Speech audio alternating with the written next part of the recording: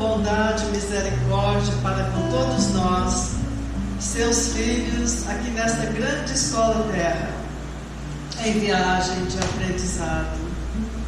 Ao nosso Mestre Jesus, toda a sua equipe espiritual de mentores que nos assistem, que assistem a esta casa, como nosso Eurípides Barçanufo, padrinho desta casa, nós agradecemos de coração por mais esta oportunidade de reunirmos aqui em busca do conhecimento, do esclarecimento e, sobretudo, ó Senhor, sobre a mediunidade e ser médium. Pedimos bênçãos de luz para a nossa companheira Eulália Bueno, que se saiu da sua cidade tão distante da nossa, São Vicente, São Paulo, para estar conosco nesta noite, compartilhando seus conhecimentos, os quais trarão para nós luzes em nossas mentes e em nossos corações. Agradecemos muito a abnegação da nossa irmã em favor da doutrina espírita. Pedimos bênção, Senhor, para todos quanto aqui se fazem presentes, encarnados e desencarnados. Que estas bênçãos de luz possam alcançar a toda a nossa cidade, todo o nosso estado, nosso Brasil e o nosso planeta, toda a humanidade encarnada, Senhor. Que estas luzes possam alcançar a todas as mentes e corações. E assim, Senhor, pedimos bênçãos de luz para esta noite e que saiamos daqui iluminados, fortalecidos com fé na busca da realização, da transformação de cada um de nós. Ó Senhor, obrigada, que assim seja.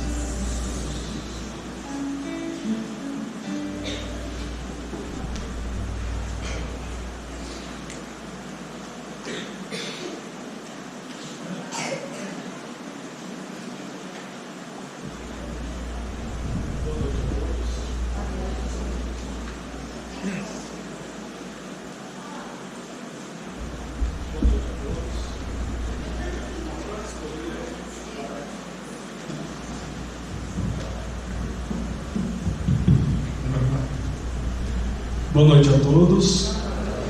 A frase escolhida para representar a primeira semana espírita do Centro Eurípides Barçanufo encontra-se em Mateus capítulo 9, versículo 12. Mas, ouvindo-os, Jesus lhes disse: os sãos não necessitam de médicos, mas sim os enfermos.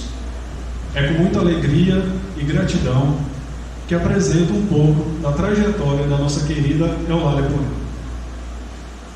Portuguesa, nascida em Espinho, reside em São Vicente, São Paulo, desde 1998. Médium, escritora, dirigente espírita e conferencista requisitada em todo o Brasil.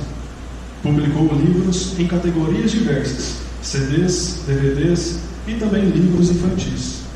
Muitas de suas palestras, seminários e entrevistas podem ser encontradas no YouTube e diversos canais da web.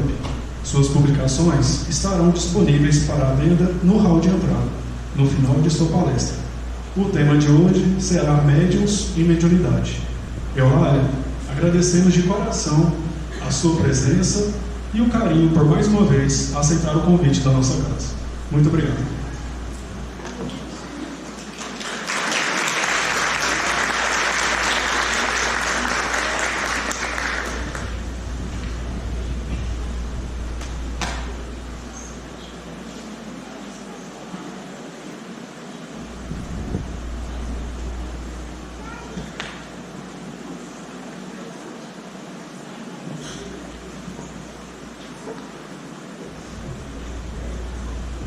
Queridos amigos, amigas espíritas, não espíritas, sejam todos muito bem-vindos.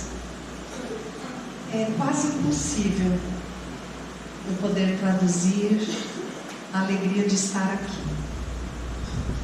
A princípio nós iríamos passar no slide, mas de repente, sentadinhos ali, ouvindo a música, sentindo a vibração, eu acho que essa reflexão, essa conversa, tem que ser de coração para coração. Bem assim no fundinho da nossa alma, não somente para aquelas criaturas que exercem a mediunidade dentro da casa espírita,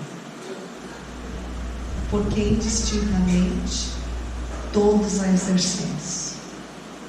Então eu vou pedir a vocês que façam presente no coração, bem forte, a figura de Jesus, como se tivessem recebido agora o convite de ir ao encontro dele.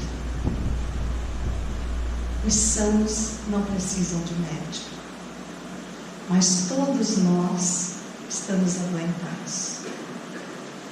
Todos nós estamos em contínuo processo de cura, e nenhum de nós negaria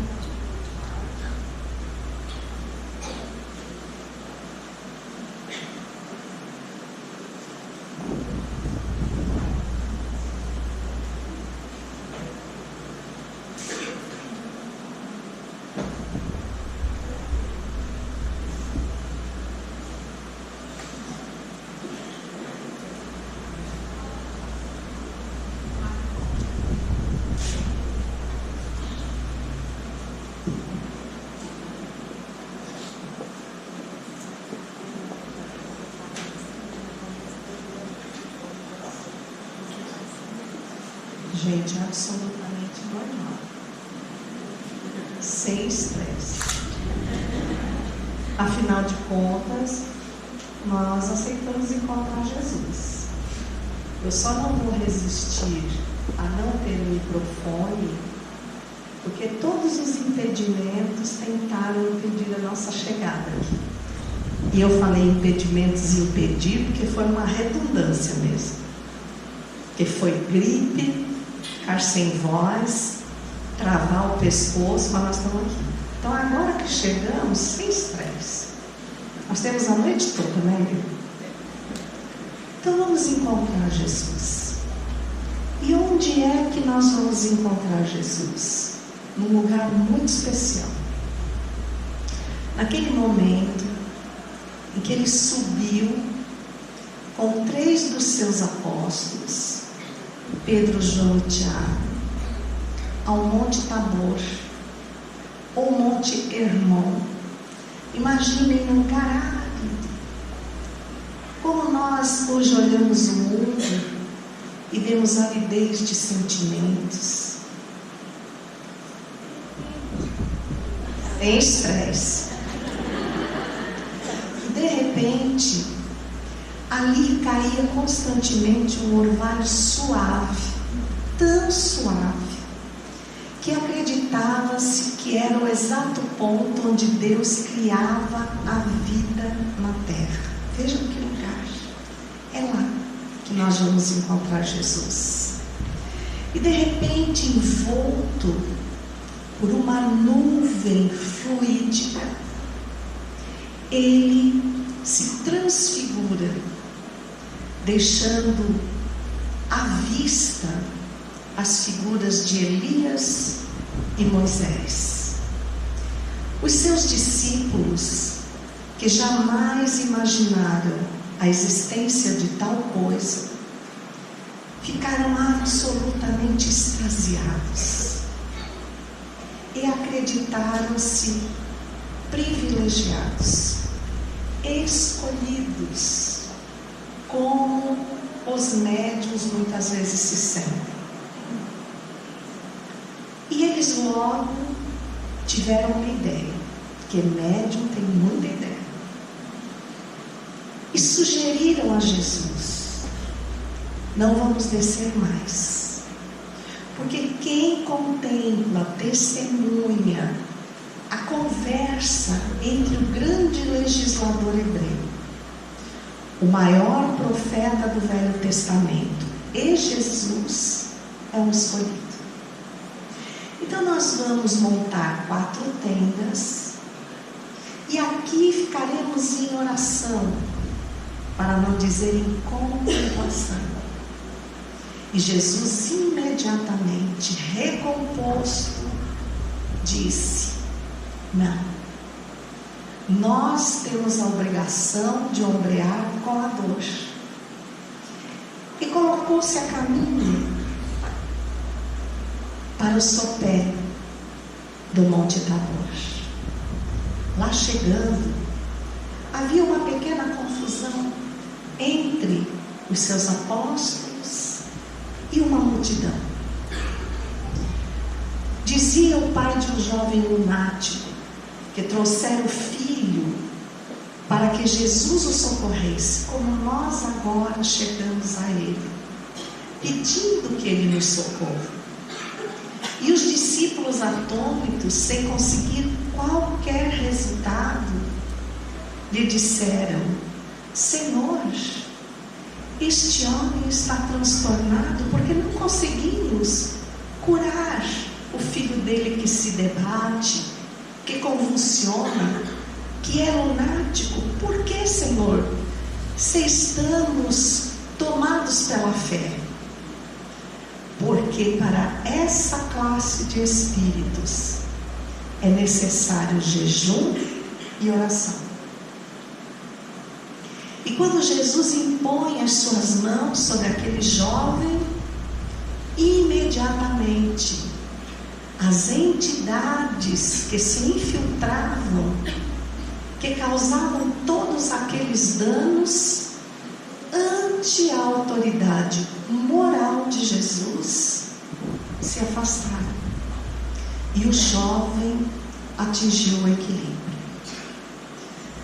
Ao ouvirmos essa narrativa e participarmos dela, na realidade, nós estamos testemunhando a primeira reunião mediúnica de materialização de efeitos físicos e a primeira atividade de desobsessão.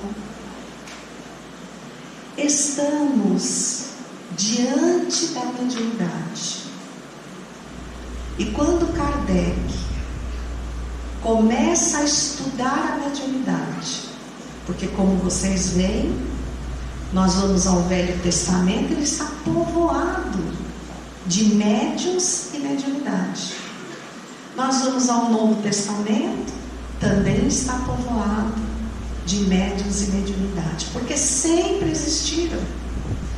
Kardec, no entanto, com um perfil pesquisador, com raciocínio lúcido, ele compila, organiza todo o corpo do Espiritismo e abre o maior compêndio de estudo da mediunidade que se conhece até hoje, o Livro dos Médiuns. Em O Livro dos Médiuns, no seu item 159, a afirmativa de que todos aqueles que sentem em maior ou menor intensidade a presença dos espíritos são médiuns. E as pessoas negam isso, dizem: mas eu não tenho mediunidade alguma. Leiam com atenção. Ele não diz que todos aqueles que sentem são médiuns psicofônicos, nem psicógrafos, nem outras especialidades de mediunidade ostensiva. Porém, todos nós, sem exceção, sentimos de alguma forma as presenças espirituais, seja como as interpretemos, por qual ótica, nós todos as sentimos, mas nem todos as identificamos, porque temos andado muito distantes. Às vezes, algo que vem à nossa mente, cremos que é fruto da nossa imaginação e não da percepção do campo espiritual. Por outro lado, no capítulo 20, no item 226, há uma outra afirmativa que também passa despercebida, em que a pergunta feita é se a mediunidade depende da moral. E ele diz que não. Eu estou trocando em miúdos para que aqueles que não estão afeitos ao estudo possam compreender. Ele diz que não é afeita à moral, mas é expressa pelo organismo físico. Então, a mediunidade, para ter essa potencialidade de expressão, ela exige uma aparelhagem física adequada. Então, se eu tenho uma antena de um baixo padrão, eu vou captar o que está naquela sintonia. Para captar todas as sintonias, eu tenho que ter uma antena de alto padrão. Aí está a diferença entre a mediunidade e a mediunidade ostensiva. Por que é que esse tema se torna interessante para todos? Mesmo aqueles que exercem a mediunidade dentro da casa espírita, passam muito pouco tempo em atividade consciente. Sabe aquela atividade que eu chego e digo, eu vim para a reunião mediúnica, então eu tenho a disciplina de chegar no horário, a disciplina de me preparar para ela. Mas quanto tempo é por semana? Que você participe por 2 vezes na semana de uma reunião mediúnica. E o resto do tempo? Onde é que você exerce a sua mediunidade? Em primeiro plano, em casa. Dentro da nossa casa. No nosso convívio profissional, no nosso convívio social. Em todo esse tempo nós estamos exercendo a mediunidade. Mas vocês lembram o que Jesus falou? Para responder aos seus apóstolos, para esse tipo de espíritos é preciso jejum e oração. As religiões interpretaram textualmente como ausência de comer. É tão mais fácil e já é difícil. Alguém está pronto aí para jejuar? Não. Já é difícil. Mas é infinitamente mais fácil do que o jejum que Jesus se refere, que é o jejum moral. Então, eu me manter moralmente apto na minha conduta diária. Jejum e oração.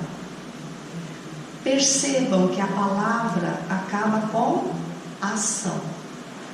Então não é apenas falar, mas é ter consciência de que aquilo que eu falo me torna responsável.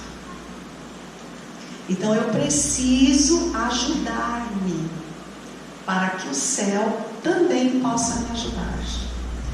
Vejam o grau de importância disso. Nós estamos vindo de fora da casa espírita para dentro, até chegarmos àqueles que adotam por vontade própria, porque não existe nada que nos imponha o exercício da mediunidade dentro da casa espírita. É um sacerdócio. Se não for um sacerdócio, não opte. Não se envolva. E não é porque se você parar, tudo na sua vida vai dar errado. Não é. Porque Jesus disse, o que faz dar certo? Jejum e oração. Não é frequência às reuniões mediúnicas. E quem não é espírita, que não vê uma reunião mediúnica e é médium, então esse está condenado à infelicidade, à perturbação? Seria justo? Não seria justo. Só os espíritas estão certos? Não. Só nós fazemos as coisas corretas e boas? Não. Mas nós somos os que têm os maiores manuais de compreensão da vida e da mediunidade. A quem muito for dado, muito será pedido. A mediunidade, ela deve ser conhecida para que a nossa vida se torne mais amena. E nós finalmente compreendamos que ninguém está aqui para sofrer. O sofrimento é uma escolha. Nós estamos aqui para reaprender, aprender a fazer diferente. Todos nós vamos para a escola. Muitos acham que a escola é um sofrimento.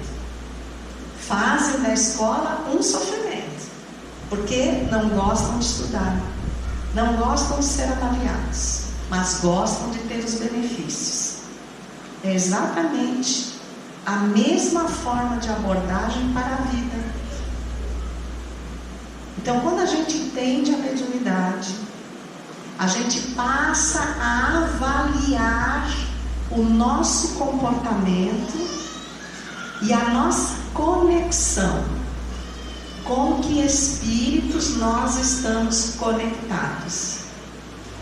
Qual é a diferença em quem não vem para o centro espírita trabalhar a mediunidade e quem está lá fora?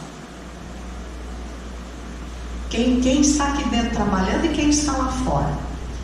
É que quem está na reunião mediúnica exercita uma coisa chamada afinidade fluídica. Então eu venho, eu me conscientizo do que é a tarefa, eu exercito com constância, disciplina, regularidade a mediunidade. Então é como se eu me inscrevesse numa academia e aí eu vou modelando o meu corpo sob sacrifício, sob esforço, sob disciplina. Mas a academia eu aceito. A disciplina do centro espírita eu me debato. Acho que é prepotência dos dirigentes. E o que é que isso nos mostra? Ausência de estudo. Então lá fora eu exerço a sintonia vibratória. O que é isso?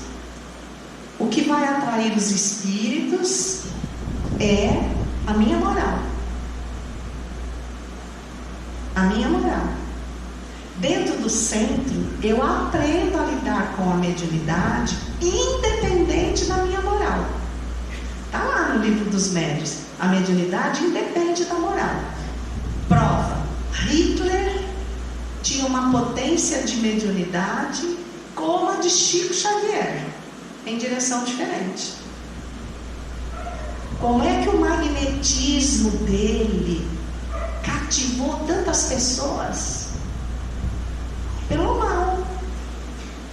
Por quê? Sintonia vibratória. Condição moral. Olha só. Como é que a mediunidade de Chico Xavier cativou tantas pessoas? Pela afinidade fluídica. Porque ninguém que procurou o Chico tinha a sintonia vibratória, a condição moral dele. Tinha? Alguém aqui tem a condição moral de Chico Xavier? Não. Então vejam como faculta a dedicação e o estudo da mediunidade de você lidar com qualquer tipo de espírito sem se contaminar com o padrão moral dele. Essa é a grande finalidade de quem vem trabalhar dentro da casa espírita. Porque aqui acaba aquela coisa, não, eu sou uma pessoa tão boa, eu só recebo um mentor. Não, suicida, criminoso, não, obsessor, não. Então o que você está fazendo aqui? Porque o que a gente precisa aqui dentro é de pessoas que aprendam a domar as suas más inclinações e ampliar a sua afinidade fluídica para socorrer todos os tipos de doença. E para que você socorra todos os tipos de doença, o que é que você precisa para não se contaminar? Sistema imunológico perfeito, não é? Só que nós estamos falando de imunologia moral.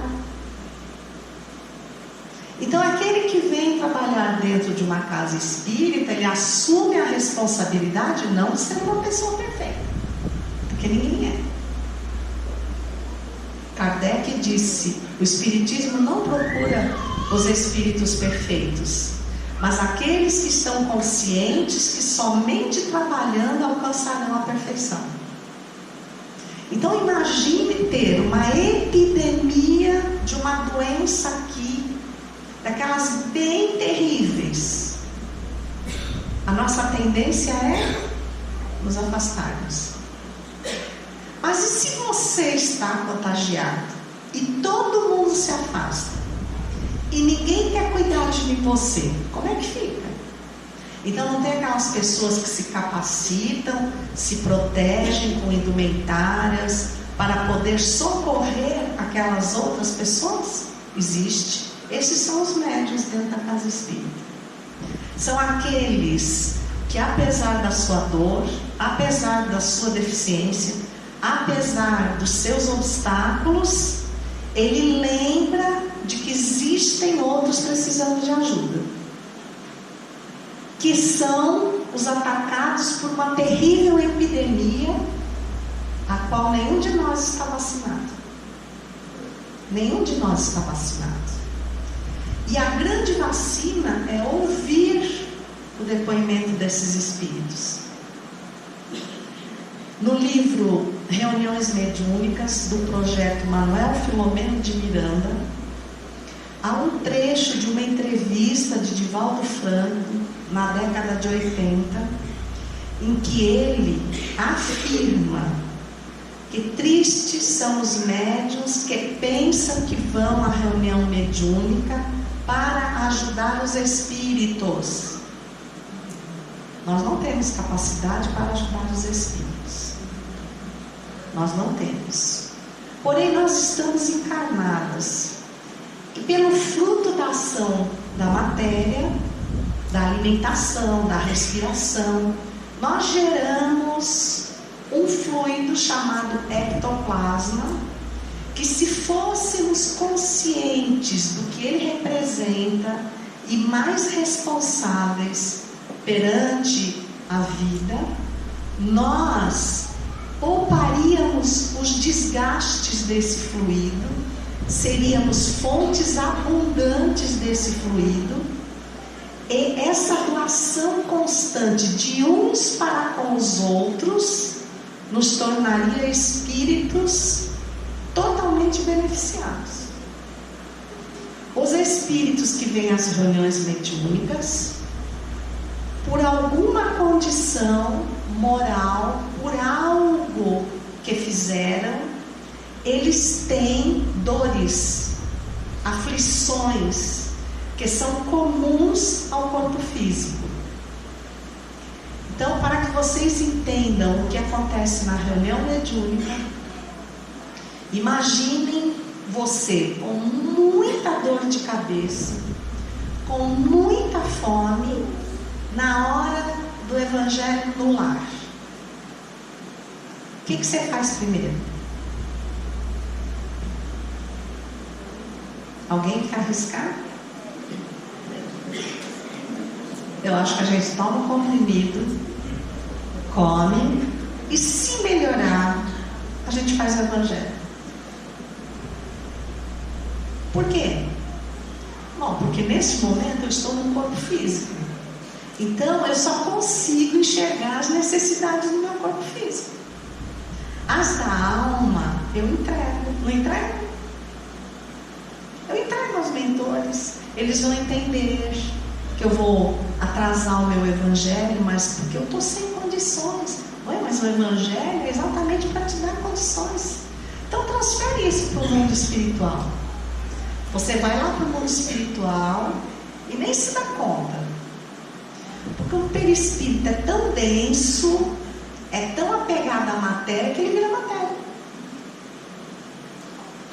Eu desencarno, não, eu morro e não desencarno. E aí todas as minhas aflições são condizentes de quem tem um corpo físico.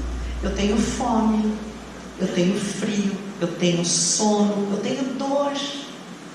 Mas lá no mundo espiritual, o tratamento não é daqui. Lá não tem band-aid, metiolate, churrascaria.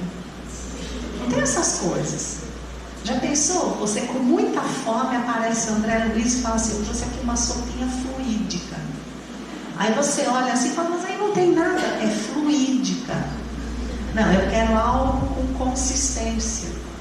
Então, naquele momento de aflição, vocês acham que esses espíritos em sofrimento conseguem ouvir as instruções do mundo espiritual? Não.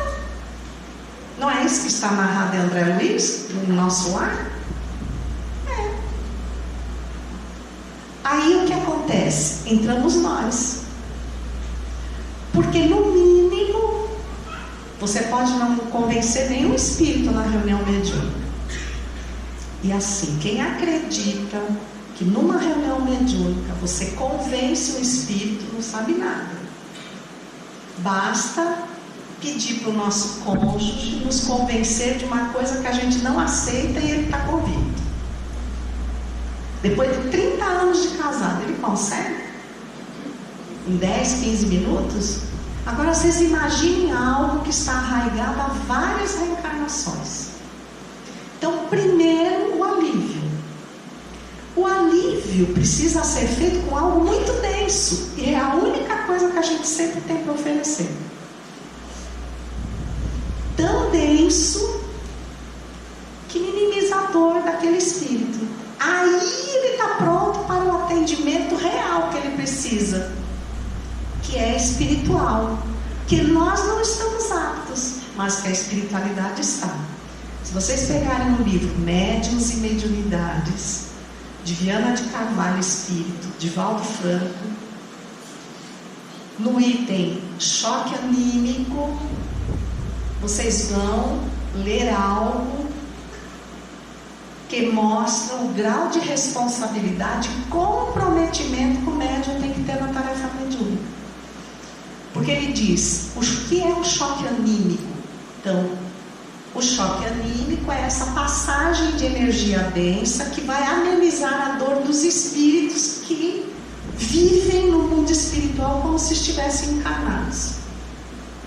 Então, essa transferência dessa dor mais densa e ao mesmo tempo do nosso fluido para eles gira em torno de 30 a 60%. Aí você me diga, essa para alguém embrulhar todos os problemas, pelo menos 60% dos problemas, e dar de presente para você que você vai levar para casa. Você consegue? Consegue? Mas é isso que acontece numa reunião mediúnica. Então o espírito que chega com ódio, ele não se convence que não deve se vingar do outro. Mas enquanto nós conversamos com ele, sabe a história do grampo telefônico, em que a polícia fala, continua mantendo a pessoa na linha para a gente identificar de onde está vindo a chamada? É esse o nosso papel. Continua falando com ele, enquanto isso nós estamos drenando a energia dele. Aí ele sai sem se convencer de que não pode se vingar, não deve se vingar. Poder ele pode. Mas quando ele se desfuga do médium, aquela densa energia que lhe dava a força de agir foi extraída. Então ele tem o propósito, mas não tem mais a energia. Não é uma bênção? Não foi um grande trabalho? Vocês conseguem perceber a importância do médium? Conseguem perceber o que é você direcionar sua energia para isso? Mas para que isso aconteça, eu tenho que ser médium bom lá fora. Então eu saio do centro, acabei de falar lá para o espírito, ou de emanar para o espírito a reencarnação, a lei de causa e efeito, que ele precisa se empenhar na mudança. Aí eu pego meu carro, recebo uma fechada ali, já incorporo todos os espíritos, toda aquela ambiência da espiritualidade é por aqui abaixo. Você vem numa reunião mediúnica e você escuta um dialogador ouvindo um espírito que diz assim: se vocês me vissem, vocês não me deixariam entrar naquela porta. Vocês teriam nojo de mim, vocês teriam ódio de mim, vocês iriam querer que eu morresse. Não, meu irmão, nós estamos aqui em nome de Jesus. Para os espíritas do século XXI, com toda a carga de esclarecimento, dizer que estamos aqui em nome de Jesus e depois sairmos e nos comportarmos como a sociedade vem se comportando, é a mesma coisa que se fizéssemos parte das cruzadas. Em nome de Jesus a gente mata. Vejam isso. Aí o dialogador diz: não, meu irmão, nós estamos aqui em nome de Jesus. Por pior que você seja, Jesus hoje trouxe você aqui. A espiritualidade, ele não é espírita, ele era um espírito evangélico. Ele não acredita nos espíritos, mas eu estou falando para ele de espíritos. Porque no evangelho segundo o espiritismo, mas Jesus é espírita? Jesus é sectário? Não, Jesus está para todos. Então por que Jesus não socorreu ele lá na igreja dele? Seria justo pensarmos assim? Não, mas também não é necessário dizer que ele está no centro espírita. Entendeu? Então você fala para aquele espírito: olha, aqui nós temos a reencarnação. Nós temos, somos donos da reencarnação. Então aqui você vai reencarnar e você vai ser um dia um espírito perfeito. Você está sendo acolhido hoje, está sendo amparado, você não sei o quê. Não, mas eu fui um terrível criminoso. Mas meu irmão é um criminoso. Mas meu irmão, não, você não sabe a quem você está chamando de irmão. Eu matei muitas pessoas. Eu sei, meu irmão. Mas a espiritualidade trouxe você aqui, porque chegou o seu momento. Tudo bem, vai para casa, liga o jornal, está falando o quê? Da Lava Jato.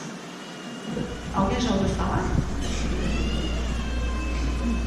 Está falando de corrupção. Está falando de crimes passionais. Está falando de pedofilia. Qual é a minha reação? Meus irmãos, não maltratem essas criaturas, eles são ignorantes.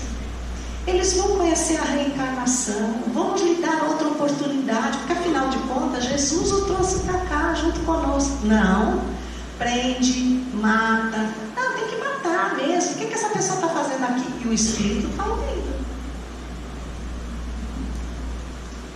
Aí, na outra reunião, ele volta e diz o quê? Hipócritas. E nós não somos hipócritas? Somos hipócritas. Somos hipócritas. Porque no resto do tempo lá fora, nós levamos a vida conforme a maioria leva. Então é lá fora que eu sou médium. Quando eu me corrompo, mas peraí, eu não sou corrupto. Gente, eu sou. Sabia? E você está aqui me ouvindo. Eu sou corrupta. Me descobri corrupta um dia desses. Já disse isso no Congresso de Goiás. Para minha neta fazer a lição, eu ofereci um Kinder Ovo para ela. Eu sou corrupta e estou corrompendo a minha neta. Eu não quero perder tempo e dizer para ela, a lição é uma obrigação, porque a vida é uma lição de casa. É ou não é? Não foi a lição de casa que nós trouxemos lá do mundo espiritual para cá? Não é a vida? E aí? O que você quer? Nós somos tão corruptos que todo dia a gente pede para que alivie o nosso fardo. Ou seja, para que a gente não precise fazer a lição de casa. É corrupção. O Kinder Ovo que eu ofereço hoje para minha neta, ela vai entender que toda a obrigação dela tem que ser remunerada. Hoje é um Kinder Ovo, amanhã são 300 mil reais. Só que ela não vai entender o que é corrupção, porque quem ensinou para ela? A avó dela. Vocês conseguem entender isso? Então nós, nesse momento em que corrompemos, estamos sendo inspirados por quem? Por Bezerra de Menezes? Por Eurípides Barçanufo? Não. Pergunta 459 do Livro dos Espíritos. Influenciam os espíritos em nossa vida? Sim. Na maioria das vezes são eles que nos conduzem. Ah, mas se eles nos conduzem, então... Não, vocês não entenderam. Eles nos conduzem com a nossa autorização. Preste atenção. Porque a minha atitude, a minha forma de agir é o meu consentimento. Não é que eu disse assim para o espírito: oh, você lá até que é um obsessor legal, pode vir para cá. Não, claro que eu não digo isso. Mas o meu modo de agir é o meu consentimento. Então entendem que nós somos médiuns 24 horas por dia? E que quando nós sintonizamos com esses espíritos infelizes, eles passam a atuar através de nós, na nossa convivência com o nosso marido, com a nossa esposa, com os nossos filhos, nas atividades diárias. Então nós consentimos, nós somos médiuns o tempo inteiro e vamos continuar sendo, só que precisamos aprender a analisar a nossa conduta. A partir desse momento, nós sabemos que tipos de espíritos se interessam em estar próximos de nós. Agora, eu vim para dentro da casa espírita. Primeiro, quando eu chego à casa espírita e alguém me diz: você está assim porque é médium, e se você não trabalhar na mediunidade, nada na sua vida vai dar certo, errado. Primeiro, está lá em Kardec. A mediunidade é de expressão biológica. Então eu só vou ter certeza se você é médium, ostensivo, ou colocando você na prática, depois do estudo, porque senão eu vou estar colocando você num laboratório de química, cheio de produtos coloridos, digo assim: você mistura à vontade. Aí você mistura dois lá que explodem, como é que fica? Então, se ela é de expressão orgânica, existe uma condição no meu organismo que identifica isso. Então, eu posso fazer um exame de neuroimagem. O que eu vou encontrar nos médiuns? Uma grande quantidade de cristais de apatita na glândula pineal, que fica no hipotálamo. Onde é isso? Se eu puser o dedo aqui no meio da sobrancelha, no alto da cabeça, traçar linhas imaginárias, a pineal fica em parte inacessível no nosso cérebro. Os cristais de apatita nós achamos na natureza, são cristais. Então, quando dizem assim para você: nossa, parece que você tem uma bola de cristal na cabeça, você fala: eu sou médium. Eu não tenho uma bola de cristal, mas eu tenho muitos cristais. Esse estudo começou a ser feito pelo Dr. Sérgio Felipe de Oliveira.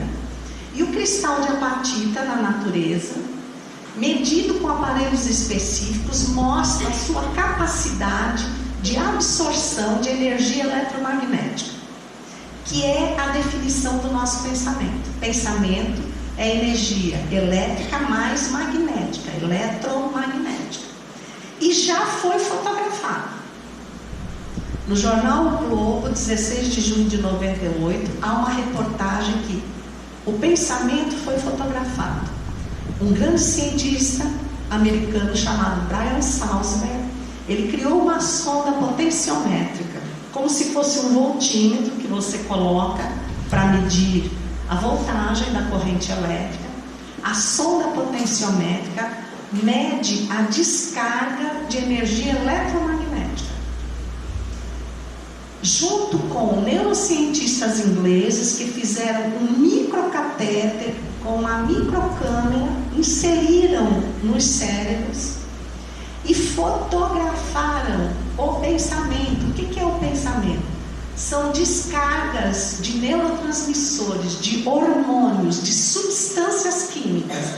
Assim como você vai num laboratório e mistura as substâncias e elas reagem, assim o nosso cérebro decodifica, interpreta a vontade do espírito. Então, através desses mais quase 200 hormônios já descobertos, não quer dizer que sejam todos, porque alguns anos atrás eles não chegavam a 100, então nós não sabemos ainda, há limites. Eles viajam de um neurônio a outro, provocando verdadeiras descargas elétricas, como o raio, que a gente vê o desenho dele. Assim acontecem descargas entre um neurônio e outro. Imagine que nós temos em torno de 100 bilhões de neurônios dentro da nossa caixa craniana. Então a viagem da descarga elétrica de um neurônio a outro é realizada a uma velocidade de 450 km por hora. E entre a emissão de um raio e outro, de um pensamento e outro, é estabelecido um tempo inferior a 1 segundo. Vejam a rapidez do nosso pensamento. Vejam a rapidez. Você imagina agora eu dizer, eu te odeio. Eu estou colocando um carro carregado de ódio a 450 km por hora em direção àquela pessoa, mas eu estou dentro do carro. Entenderam? Então, quando o carro bater, o maior impacto vai ser em mim. Porque aquela pessoa, numa fração de segundo, ela pode sair. Mas eu não, eu estou dentro do carro. Que tal eu mandar uma emissão de amor a 450 km por hora e eu estar dentro do carro? Conseguiram entender a diferença de um pensamento bom lá? Esses cristais de apatita, eles são uma antena de alto alcance, captando toda a energia eletromagnética que roda em torno de nós. E quando ela capta, e eu não percebo, eu não ajuizo, eu não reflito, ela age sobre mim. Como nós somos muito ansiosos, muitos pensamentos fluem no nosso cérebro ao mesmo tempo. Isso é normal. Só que eu não seleciono. Eu não paro de dizer assim, deixa eu respirar. Peraí, eu estou pensando isso. O que isso tem a ver? Por que eu estou pensando isso? Agora deixa eu pensar. Não, eu boto tudo junto e vou agir automaticamente. Sob a ação de personalidades externas. São WhatsApps que eu estou recebendo juntos e que eu quero responder a todos com uma única atitude. Dá certo? Dá certo? No WhatsApp? Como é que pode dar certo na vida? Nessa mistura, quem sou eu? Eu não sei. Olha a intensidade do que Sócrates nos legou, que ele adotou para ele o Conhece-te a ti mesmo no portal do oráculo de Delfos. Olha a importância Quem é você no meio disso tudo? Eu sei? Não.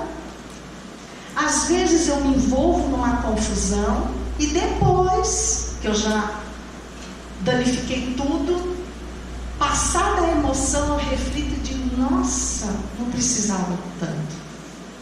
Eu falei isso, não acredito que eu falei isso. Não, eu fui recebendo WhatsApps, porque quando eu estou ansioso, os cristais de apatita ficam assim, ó. Ah, mas eu não tenho cristal de apatita, eu não sou médium. Ok, sabe qual vai ser a diferença? É que a incidência vai estar atenuada, mas não zerada. Porque quando eu sou médium de sustentação, eu não tenho cristais de apatita, eu sinto o que os espíritos ao redor estão sentindo. E depois, quando eles falam, eu identifico. Então o médium, por conta disso, o médium ostensivo, ele tem uma instabilidade maior, se ele não avaliar, se ele não cuidar. Agora você, dentro da casa espírita, se nós temos um horário, uma disciplina, colocada pelo mundo espiritual, para quê? Para colocar equipamentos de segurança suficientes para zelar pela nossa integridade fluídica, porque nós não temos padrão moral de defesa, nenhum de nós. E aqui nós vamos servir a todo tipo de espíritos. Mas espera aí, você não disse que a gente absorve aquela carga deles? E aí? E aí não é uma energia densa? Tão densa quanto todas as nossas funções vitais?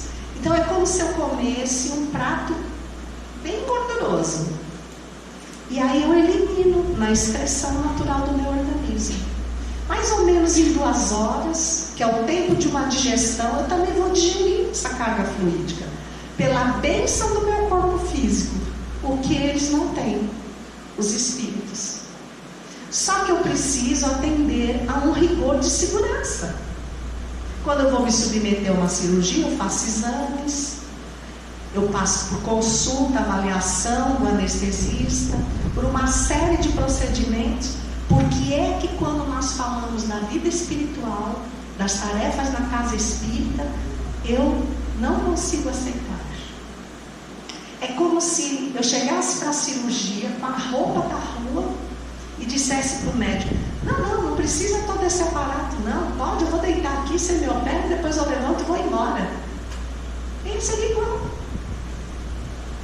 Então quando nós chegamos, eles fazem toda uma asepsia, drenando cargas energéticas densas, para que não haja alta aderência dos fluidos que vêm. Eles nos beneficiam e a gente só reclama. Então nós temos muito médium turista. Vocês conhecem médium turista? Só vai quando está afim. Então ele vai essa semana, aí nós vamos para as 2, 3, ele não está afim. Ou ele tem um problema. Tem um problema. Mas é questão de aprender a driblar os problemas.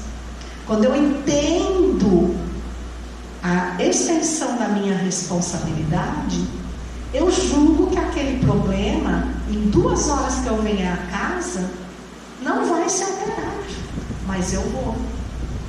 Porque todo esse contato com a espiritualidade, essa drenagem dessa energia, no mínimo, quando eu sair, eu vou estar mais desanuviado para resolver o problema.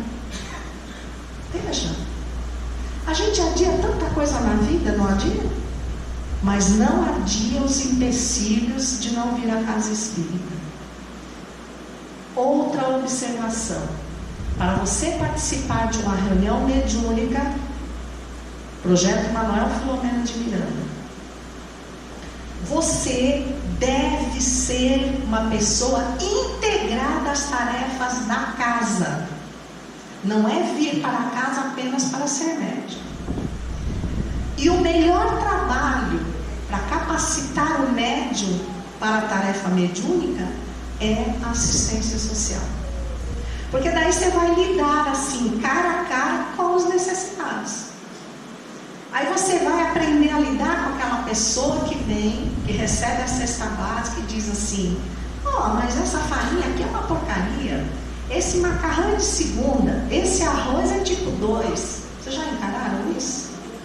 Aí você abraçou a pessoa e disse assim para a pessoa: você tem razão, porque eu não levaria a sua cesta para minha casa, mas para você tá bom. Para você tá bom. Por quê?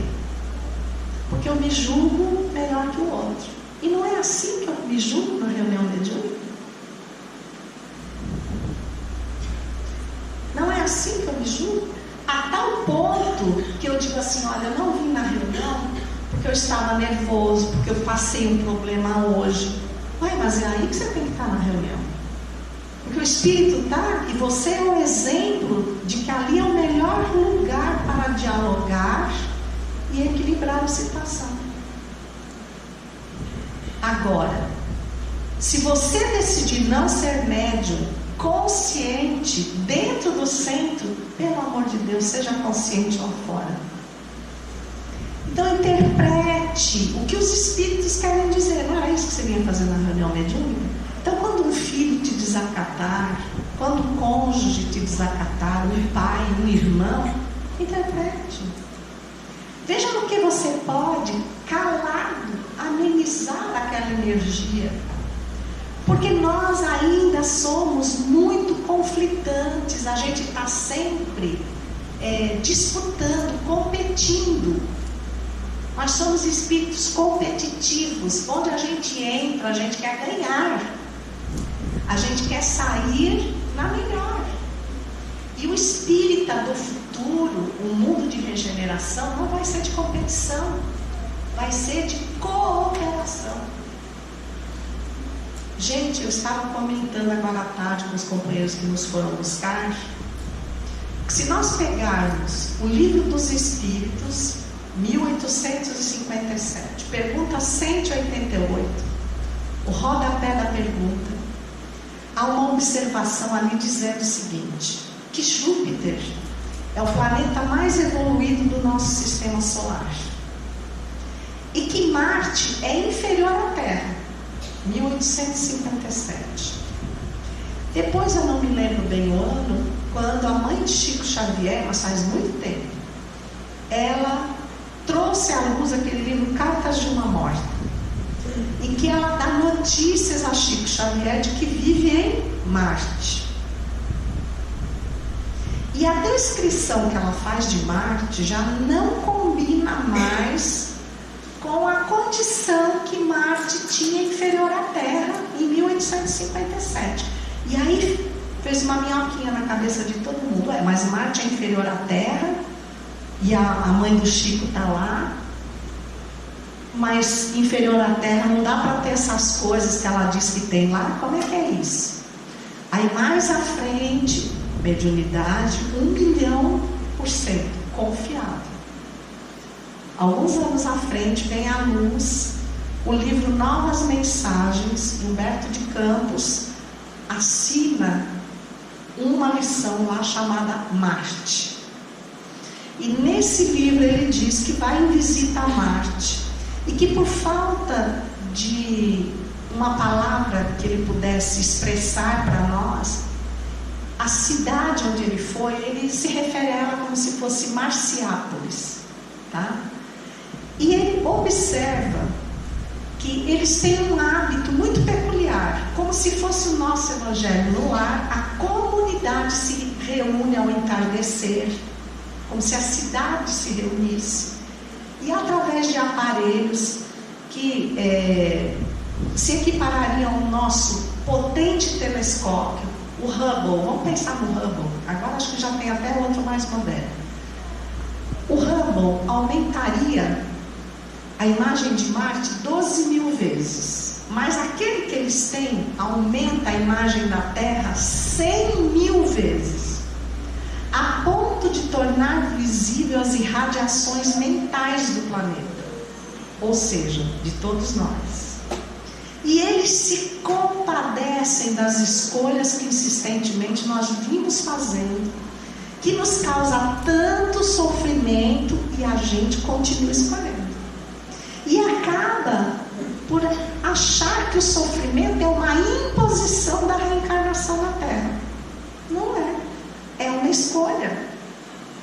E nessa observação, todo dia eles fazem uma oração, uma vibração tão potente em direção à Terra, nos desejando clareza de raciocínio, que nós compreendamos o quanto somos influenciados pelos espíritos desencarnados. Livro Roteiro, Emmanuel, lição, o grande educandário. Emmanuel diz que pairam em ligação com a Terra, necessitados de reencarnar, mais de 20 bilhões de espíritos. Somando a nós que estamos aqui em torno de 7 bilhões e meio, nós estamos interagindo uns com os outros o tempo todo. E isso está gerando um clima de muita compressão. Por quê? Porque nós estamos desanimados. Nós desacreditamos na melhoria do mundo. E ao desacreditar, eu não vou investir os meus valores numa empresa que está falindo. Então eu não estou dando o melhor de mim para a Terra, porque eu acho que não vale a pena. Só que a Terra é a minha casa. É a minha casa. Como é que eu posso não amar a minha casa? E se esses espíritos interferem, agem, por que eu não me transformo num médium de amor e os convenço pela minha atitude que não vale a pena ser mau? Que eu preciso ser digno para manter a minha casa limpa. Marte simplesmente deu seta e ultrapassou a Terra em 161 anos. Vocês têm noção do que é isso? Por que a gente acha que essa era de expiação e provas tem que durar tanto tempo? Ela não tem que durar a não ser o tempo que a gente quiser. De tal maneira que no Pinga Fogo, em 72, pela TV Tupi, quando perguntaram ao Chico: é verdade, Chico, que a Terra vai entrar numa era nova, a tal era da regeneração? E ele disse assim: o nosso Emmanuel está aqui nos dizendo que a humanidade tem condições de estar em plena era de regeneração, ou seja, bem no meio dela, em 2057. Pegue o pinga-fogo. Tem condições, mas para isso nós precisamos escolher. E o que eu vou escolher? Que eu não tenho que ser melhor que o outro, que eu não tenho que provar nada para o outro, que eu não tenho que ter mais que o outro, mas que eu tenho que enxergar o outro. Por que a Terra tem que ser feita de pessoas muito ricas e de pessoas que não têm nada? De pessoas que podem viver 4 reencarnações, que nunca gastarão o dinheiro e não são capazes de dar um pouco para minimizar a dor do outro. Porque para essas pessoas totalmente materialistas, o que as faz felizes é ter. E a regeneração é o entendimento de ser. Por que eu não consigo dividir para somar? Por que eu tenho que ter países e continentes pobres e outros extremamente ricos? Por que eu não posso gastar num pão, num prato de comida, num medicamento, mas eu gasto num míssil?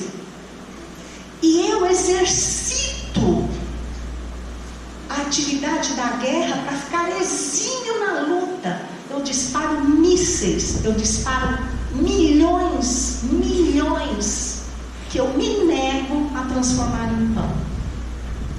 É isso que Deus pediu para nós? É isso que Jesus está esperando de nós? Claro que não. Ele está esperando e vai continuar pelo tempo necessário em que nós nos transformemos em médiuns de amor. E a mediunidade é uma bênção quando eu a conecto à espiritualidade superior. Por que quando eu estou em dor, eu não peço aos espíritos infelizes que me ajudem? Eu peço aos bons espíritos.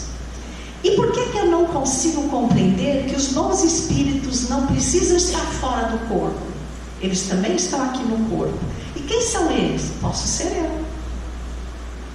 Quando alguém que necessita de algo que eu consigo dar, seja beneficiado por isso, e eu não me sinta pobre por ter dividido. Eu me sinta feliz e recompensado por tirar aquele meu irmão de uma situação de penúria. Enquanto eu me fechar dentro da minha casa e achar que ela é o único lugar bom do mundo, a terra não vai melhorar.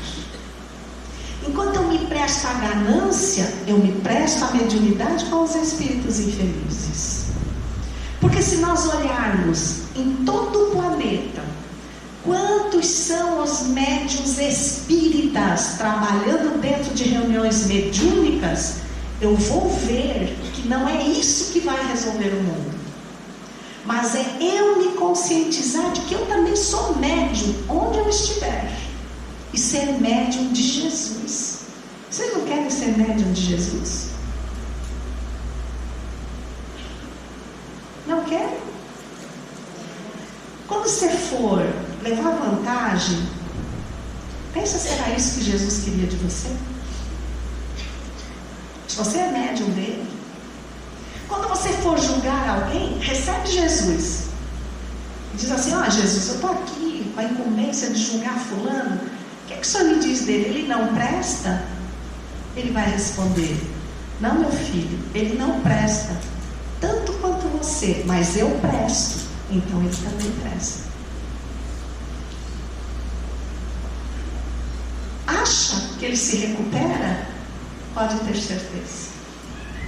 Pode ter certeza que sim. Gente, quando nós lemos há 2000 anos atrás, que a gente se depara com aquele senador, vocês lembram daquele senador? Públio Lentulus, o marido da Lívia, vocês lembram? Você olhava para ele, você leu há 2000 anos hoje e diz assim: ele é o senador Públio Lentulus. Mas naquela época, já naquela época, o Jesus olhava para ele e dizia: ele é Emmanuel. Quando Jesus olha para você, sabe o que Jesus vê? Um anjo em construção. Cada um no seu pavimento. Cada um no seu pavimento. Os nossos irmãos que estão nas penitenciárias de alta periculosidade são anjos em construção. E muitas vezes eles estão lá por culpa nossa, que exigimos ser melhores do que eles, ter mais do que eles, cavar um abismo de miséria. A favela do Rio de Janeiro, ela vai descer as praias de Copacabana de qualquer jeito, ou para invadir ou para conviver. Depende do convite que nós fizermos. Depende da forma como nós vamos olharmos. Porque aquilo que eles não têm e nós desperdiçamos é direito de todos. Mas nós não entendemos assim. Nós não entendemos assim. Então, infelizmente, nós hoje estamos sendo muito mais médiuns de Hitler do que de Jesus. E lembrando, tá? Hitler era vegetariano. E Chico Xavier era carnívoro.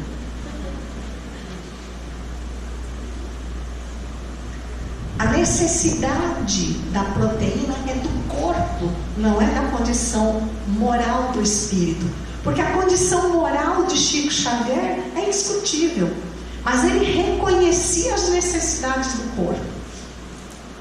A Há tantos de nós que dizem que temos uma alimentação impecável, mas mastigamos o fígado do nosso irmão todos os dias. Que médiuns estamos sendo nós? O que é que nós vamos deixar de contribuição para o mundo? Ah, mas sabe o que eu acho? Eu acho que se eu aplicar tudo isso que você está dizendo, eu vou ficar isolado na Terra. Eu vou ficar muito melhor. Tudo bem. Que tal em morar num condomínio em Marte? Ou em Júpiter? Porque se você fez jus moralmente a essa convivência, nada vai te prender à Terra. Mas olhar para trás e dizer, olha lá, tem um ponto de luz e fui eu que acendi. Olha que diferença. Sejam médiuns de amor. Todos os dias nós estamos sendo convidados a semear luz na terra, a fazer o que nos compete, o que podemos, a mais do que nos compromissamos. O compromisso é o mínimo que eu vim fazer na terra. Daí para frente, tanto mais será melhor para mim. Lembre que nós estamos mais ou menos parecidos com aquele homem que depois de uma colheita muito prejudicial, ele precisou empenhar tudo que tinha e pedir empréstimos para conseguir comprar um único saco de sementes. Então ele começava com o sol a fazer as comas, arou a terra, fez as comas e foi colocando as sementes. E quando o sol ia se pondo, ele voltava para casa. Quando o saco estava pela metade, ao final de um dia, ele vinha para casa suarento, cansado. E quando tomou a estrada, ele viu que do céu uma grande luz se abriu e uma carruagem despontou em direção a ele. O seu primeiro pensamento foi: tomei muito sol, não estou com a cabeça muito boa. Aquela carruagem estacionou próximo a ele, e quem desce dela? Jesus. Ele reconheceu Jesus incrédulo e disse: não é possível. Jesus desceria do céu para um encontro comigo? Não é possível. Mas Jesus aproximou-se dele e ele recuou, protegendo o saco de sementes. Jesus penalizou-se, olhou para ele, olhou para o saco de sementes e estendeu-lhe a mão. O Senhor do mundo pedia ao homem da terra alguma coisa, e aquele homem disse: não é possível. Jesus, que é o Senhor do mundo, está querendo as minhas sementes? Não. Ele não tem noção do que eu tenho sofrido, do que eu tenho passado para comprar essas sementes. E Jesus aproximou-se mais e tornou a estender-lhe a mão, olhando o saco de sementes. E ele recuou, protegendo. E por fim Jesus, quase tocando o homem, visivelmente com lágrimas nos olhos, estende-lhe a mão compadecida. E por fim o homem vira-se, toma de uma semente e põe na mão de Jesus.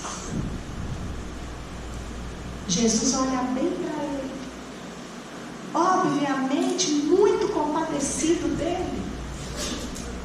Volta sobre os próprios passos, retoma a carruagem e parte em direção ao infinito. E o homem fica ali, no silêncio dele mesmo, questionando: o que foi aquilo? Ele tivera uma alucinação. Mas quando se volta para tomar o saco de sementes, ele vê que algo cintila, e aquilo não era alucinação. Ele abaixa-se, havia uma pepita de ouro no saco. Ele arranca arranca o chapéu, atira ao chão e diz: que louco eu fui, porque não dei tudo ao Senhor do mundo. Nós, infelizmente, ainda entendemos Jesus pela ótica da matéria. Nós ainda olhamos para Ele e dizemos: o que é que Ele precisa de nós?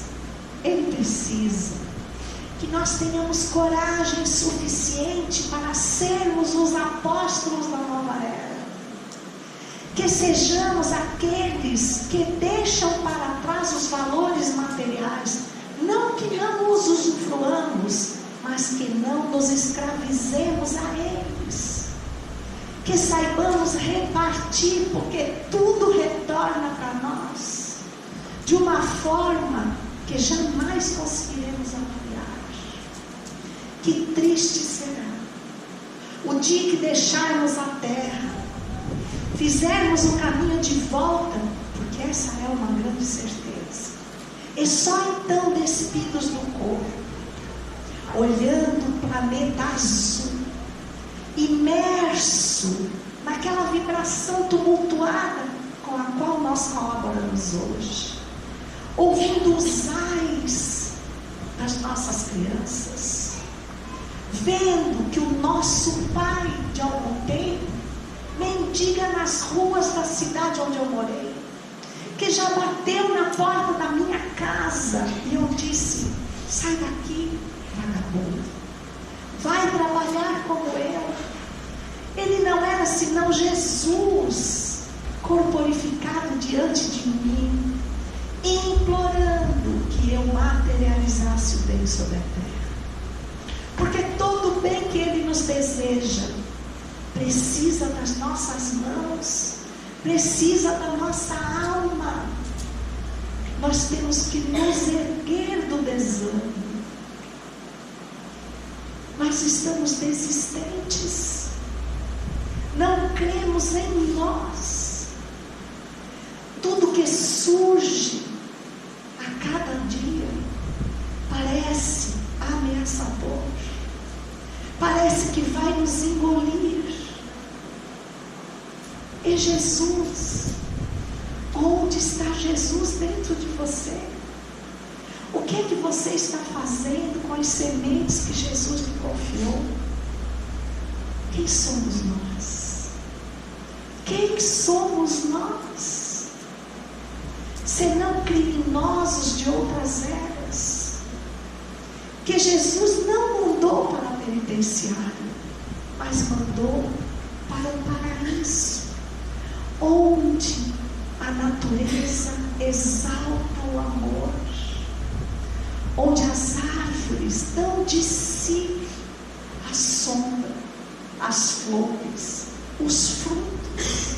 E quando nós as atingimos com o martelo impiedoso, com o machado que a corta, ela exala o cheiro da sua essência.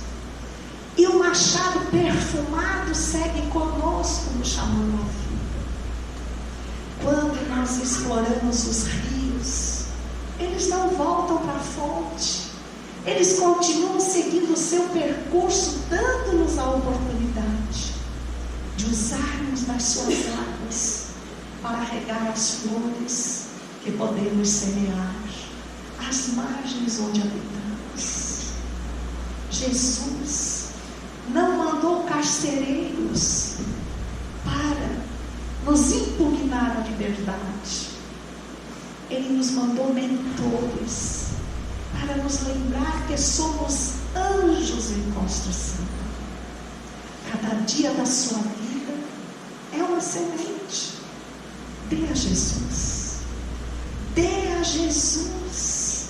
E quando o barco da morte passar, enterre o corpo digno no seio da terra-mãe.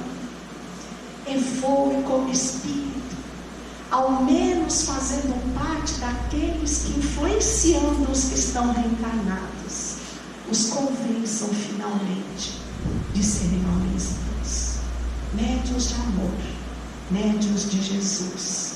Vocês, médiuns de Deus, muita gratidão muita paz. Vão com Jesus.